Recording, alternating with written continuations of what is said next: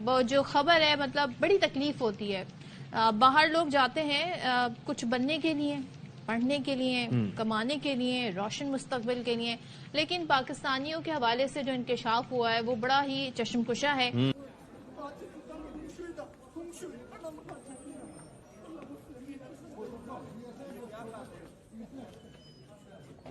लेकिन ये कामयाबी थी या नाकामी की बुनियाद थी। जापान के अंदर एक बंदा पूरे पूरे तरीके से पाकिस्तान का नाम लेके वो मतलब मांग रहा है। वो कहते हैं ना, हुए ना बदनाम तो क्या नाम ना होगा। पिछले साल में for example 5000 registered medium level startups थे इंडिया से टेक के, 5000। ठीक है, पाकिस्तान में कोई एक भी अच्छा स्टार्टअप नहीं है जो मीडियम लेवल पे पहुंचा हो। ठीक है, क्या भीख मांगने के लिए बाहर जा रहे हैं कि पाकिस्तानी भिखारी। और उनकी एक कंपनी हमारी पूरे आईटी कंपनी से बड़ी है। मतलब आप कोई भी एक कंपनी विप्रो उठा लो, और विप्रो क्या थी? विप्रो स्टैंड्स फॉर पूरी इंडस्ट्री, पूरे पाकिस्तान की इंडस्ट्री से बड़ी है। हाँ जी, हमारे लिए एक डोमेस्टिकली बड़ी एक एम्बैरेसिंग सिचुएशन होती है ना कि देखिए हमारा $1 बिलियन की, बिलियन विद अ बी की एक्सपोर्ट्स हैं इंडिया से एप्पल की, सिर्फ एक एप्पल कंपनी की। ठीक है, और वो कहने के इस साल में उसको 5 बिलियन पहुंचा। सबसे ज्यादा पाकिस्तानी भिखारी बैरून मुल्क जा रहे हैं।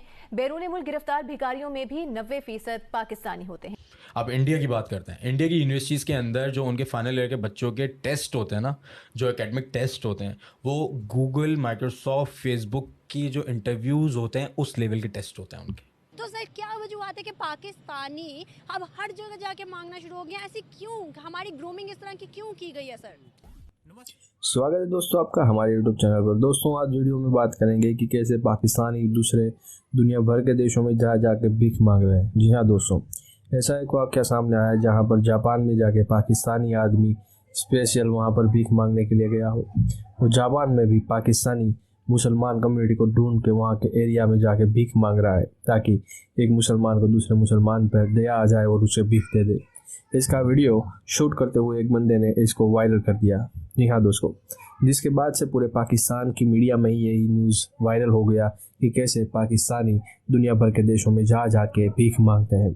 और यही नहीं, सऊदी और यूएई ने तो पाकिस्तानियों को बैन ही कर दिया है, क्योंकि वहाँ पर इन लोगों का काम ही यही रह गया है कि वहाँ पर जाकर भीख मांगना। देखते हैं इस वीडियो को आगे। पाकिस्तान बहुत पीछे है। देखें इस टाइम लास्ट ईयर में, अब ये एग्जैक्ट ये हुआ क्या है मैं ये जानना चाहता हूँ। एग्जैक्ट डेटा पे बात करते हैं।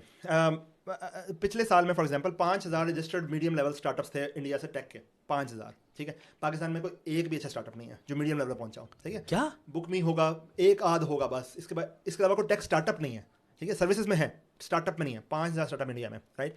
$1 बिलियन की, बिलियन विद अ बी की एक्सपोर्ट्स हैं इंडिया से एप्पल की, सिर्फ एक एप्पल कंपनी की। ठीक है, और वो कहने के इस साल में उसको 5 बिलियन पहुंचा देंगे। अभी ये फोर्ब्स का आर्टिकल। और हमारे पास हमारी टोटल आईटी साइज जो बेस्ट फिगर आज तक मुझे कोट हुआ है ना, वो $4 बिलियन का। मेरे ख्याल से ये थोड़ा एग्जैजरेटेड इतना है नहीं, लेकिन 4 बिलियन का है, बेस्ट एस्टीमेट है ये। और उनकी एक कंपनी हमारी पूरे आईटी कंपनी से बड़ी है। मतलब आप कोई भी एक कंपनी विप्रो उठा लो, और विप्रो क्या थी? विप्रो स्टैंड्स फॉर पूरी इंडस्ट्री, पूरे पाकिस्तान की इंडस्ट्री से बड़ी है। हाँ जी, west Indian palm reserve oil, you know, Wipro. मतलब पेट्रोलियम वाले लोग थे यार। और आईटी में आए इंडस्ट्रियलिस्ट। हमारे इंडस्ट्रियलिस्ट क्या कर रहे हैं? बैंक्स करेंगे हम। हमारे इंडस्ट्रियल जमीनें बेच रहे हैं, ये भी तो मसला है। हम दुबई में अपार्टमेंट्स लेंगे, हम यूके में अपार्टमेंट्स लेंगे, हम बाहर इन्वेस्ट करेंगे, हम टेक में नहीं आएंगे, क्योंकि टेक में तो पाकिस्तान का बहुत भला हो जाएगा शायद।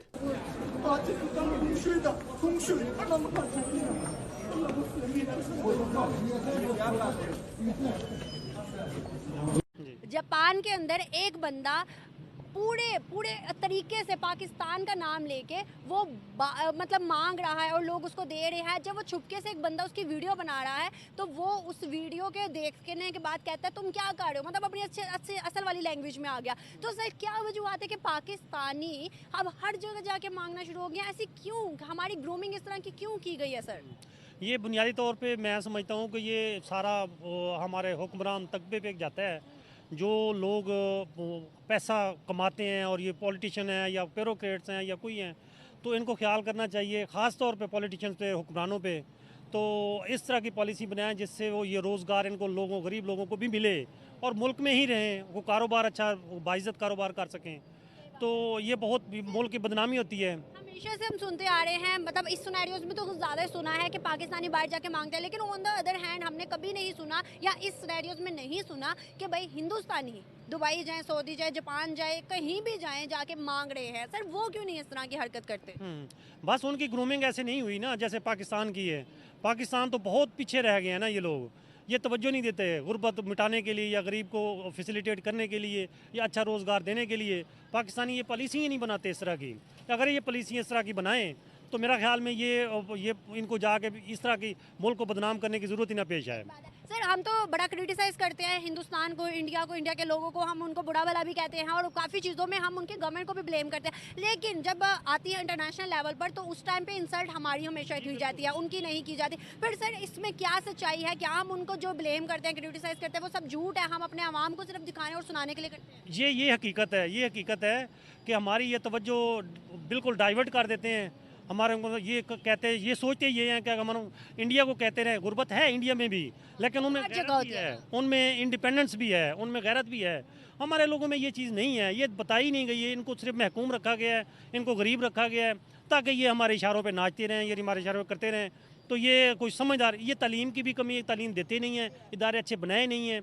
यही मेन वजह है कि वो इंडिया को इतना नहीं होता और हमारी तवज्जो उधर कर देते हैं। और पाकिस्तान की ये मसला ये रहता है। अगर हम देखें ना तो इस टाइम इंडिया और पाकिस्तान के दो बंदों को खड़ा किया जाए ना तो कोई मतलब सवाल किया जाए तो उसमें ज़्यादा जो एजुकेटेड होगा वो ज़्यादा कौन होगा? वो इंडियन होगा। और इवन के छोटे छोटे महाज पे वो इंडियन ही नज़र आता है। सर अगर हम देखें तो इंडिया ने तरक्की की तरफ राह मतलब अपनी पकड़ी, क्यों? उनमें ऐसी क्या चीज़ें थी जो उन्होंने कहा कि भाई तरक्की करनी है, पाकिस्तान को कुछ नहीं समझना?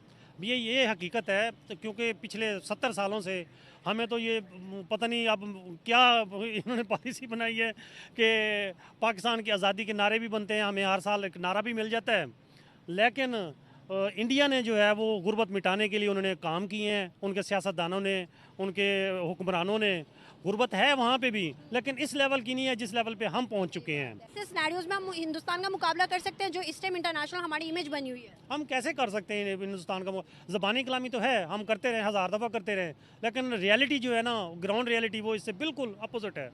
वो हम नहीं कर सकते। इंडिया का मुकाबला हम उस वक्त तक नहीं कर सकते जितनी देर तक हमें गरीब जो पॉलिसियाँ ना गरीबों के लिए वो ना बनाएं। ये बिल्कुल ठीक है, ये 100% ठीक है। फिर से एक बार स्वागत है दोस्तों आपका। जैसा कि आपने इस वीडियो में देखा कैसे पाकिस्तानी एंकर ये बात जताते हुए बेहद ही दुखी फील कर रही है कि कैसे पाकिस्तानियों ने बाहर जाके पाकिस्तान की इज़्ज़त को डुबा दिया है। पाकिस्तानियों के पास दूसरा तो कोई काम नहीं रह गया, वो इज़्ज़त का और रसूख का काम नहीं कर सकते, बल्कि दुनिया भर में जाके अपने देश की ही तरह भीख मांगते हैं। जी हाँ दोस्तों, यूएई जो कि एक मुसलमान कंट्री है, वो उसने तो पाकिस्तानियों को ये कहते हुए बैन कर दिया कि पाकिस्तानियों का दुबई में आके एक ही बस काम रह गया है, वो है भीख मांगना। जबकि दुबई में और यूएई में पूरी तरह से भीख मांगना बैन है, और वो भी कानूनी तरीके से। फिर भी वहाँ पर जाके पाकिस्तानी औरतें, बच्चे और जवान भी भीख मांगते हैं। इसको चलते हुए यूएई और सऊदी अरब ने दोनों ने ही पाकिस्तानियों को बैन कर दिया है। दोस्तों, पाकिस्तान के बारे में आपको वीडियो कैसा लगा अपनी राय ज़रूर दीजिएगा। जय हिंद, जय भारत।